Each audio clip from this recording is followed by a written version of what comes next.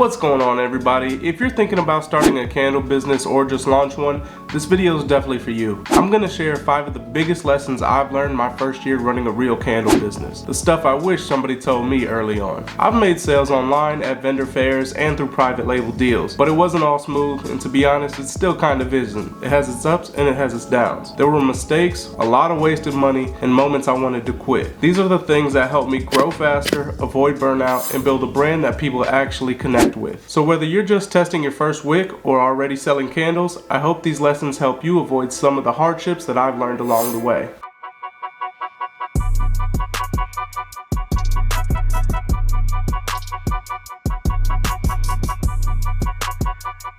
Before we get into the video, I want to quickly tell you about something I'm really excited about. It's called the Night Circle. It's my exclusive YouTube membership for those of you who want to go a little deeper behind the scenes. Inside the Night Circle, you'll get access to exclusive members-only videos where upcoming I'll have videos that walk you through my exact suppliers I use for my jars, labels, packaging, stuff I don't normally share publicly. And there will be a lot more coming as well. And these are, again, exclusive to members only. You'll also be invited to our monthly live Q&A sessions where I'll answer your questions in real time and help you level up your own business. Plus, as a member, you'll get priority replies to your comments. So if you ever need support or want feedback, I'll make sure you're taken care of first. Your support through the Night Circle helps me continue making better, more helpful content for this community, and I'd love to have you a part of it. Just hit the Join Now button, and I'll see you inside. When I first started making candles, I honestly thought I just needed to get the wax to burn and the scent to smell halfway decent. I wasn't thinking about the long-term consistency or what actually truly makes a great candle. I thought once I found a wick that worked, I was done. But here's the truth. Testing never ends, and honestly, that's not a bad thing. When I started using wood wicks, I found one that worked well enough. The flame was safe, the jar didn't overheat, and it burned to the edges. Cool, that was a win for me at the time. But over the months, I started noticing little things. Some of the candles were tunneling, some burned way too hot at the halfway point, some had a good scent throw, others didn't, and I realized just because something is working doesn't mean it can't be better. So I got in the lab and I started refining. I tested new wick sizes, adjusted fragrance lows, played with pour temperatures, even the type of jar I used. And you know what? My candles today look cleaner, burn longer, and throw better than anything I made when I first launched. Here's the real lesson. You don't need everything to be perfect just to get started. Launch messy, but once you're out there, stay in the lab. Keep improving, keep learning, even when no one's watching. That mindset shift is the reason I created the Candle Maker's Journal. I got tired of trying to remember, what I used in each batch, or I was just losing testing note papers with each, candle I was testing. This journal helps me log every variable: wick type, jar, wax, scent, cure time, burn time, even room temperature. It made me a better candle maker, and I think it'll do the same for you as well. So if you're still testing and adjusting things, good. That means you care. The best candle makers never stop learning.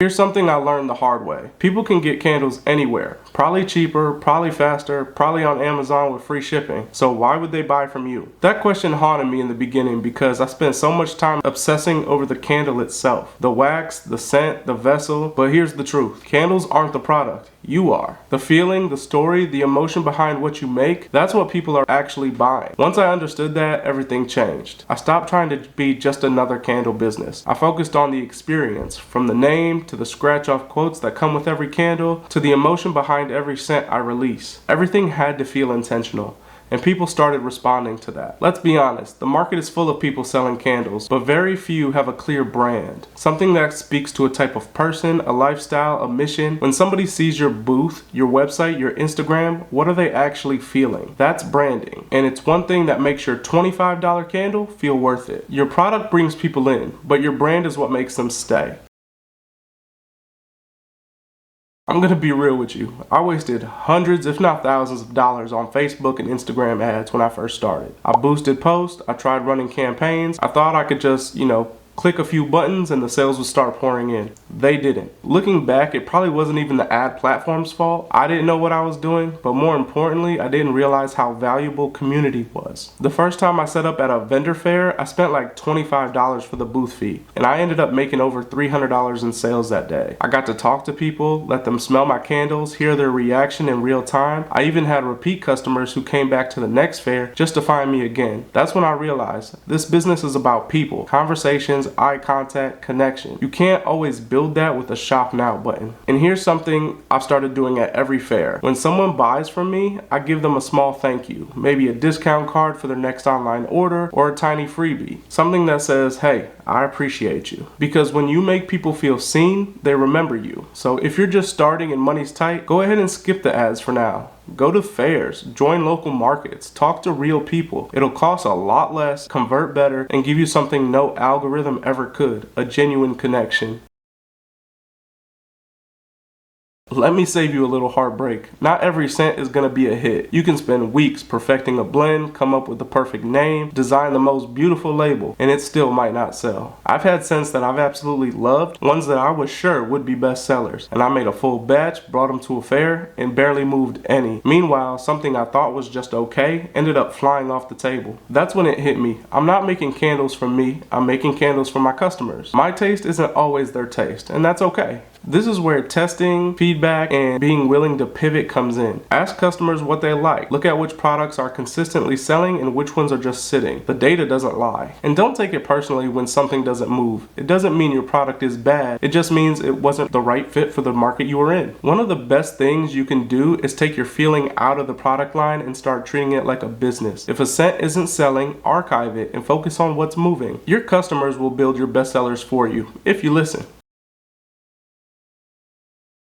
This was one of my biggest mistakes. I tried to do too much too fast. At one point, I was selling candles, car diffusers, body mist, and room sprays, all while still trying to figure out my brand and my audience. It was overwhelming. I couldn't keep up with the testing, the labeling, the inventory, the marketing. It was just way too much. The truth is, just because you can make it doesn't mean you should be selling it, right? So every new product you add is another layer of work. And unless it's consistently selling, it's pulling time, energy, and money away from the products that are actually working. Eventually, I cut the body mist. They weren't moving as fast, they didn't align with what people were really coming to me for, so I simplified my lineup and put my energy into the two products that were making me, money consistently and building brand loyalty. My candles and my car diffusers. And the craziest thing happened. When I focused, I grew. My branding became clear, my messaging became a little tighter, and I wasn't constantly playing catch up or trying to restock 4, 5, 6 products at once, right? So if you're thinking about launching multiple products right away, I highly recommend that you don't.